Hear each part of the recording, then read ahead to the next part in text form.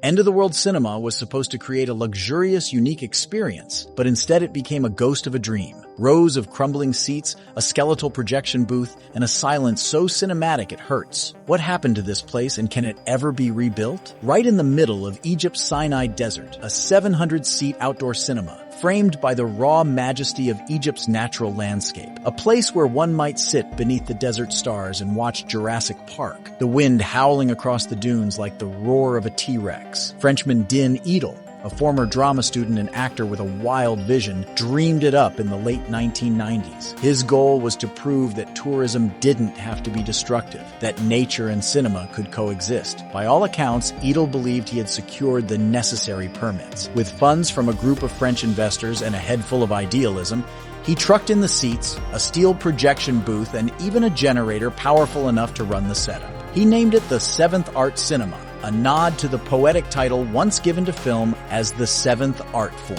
October 6, 2000, was supposed to be its grand opening. The first screening, Spielberg's Jurassic Park. But just as the lights were set to dim and the first reel cued, disaster struck. To others, especially those close to Edel, it was sabotage. Locals reportedly disapproved of such a large entertainment project springing up in a protected natural landscape. There were whispers that the authorities intervened to kill the premiere. That night was the last night the cinema would ever operate. The 700 fiberglass seats were left to the mercy of the desert winds. The projection booth remained locked, its reels unused. The structure stood in eerie silence, a shrine to cinematic ambition. For years, it remained largely forgotten, known only to a few wanderers and curious desert travelers. Then, in 2014, Estonian photographer Kaupo Kikas visited the site. His haunting photos of the decaying cinema went viral, capturing the world's imagination. Rows of seats pointed to a blank screen that never lit up. Sand dunes licked the edges of what looked like an ancient amphitheater built for no audience. Kikas dubbed it the end-of-the-world cinema,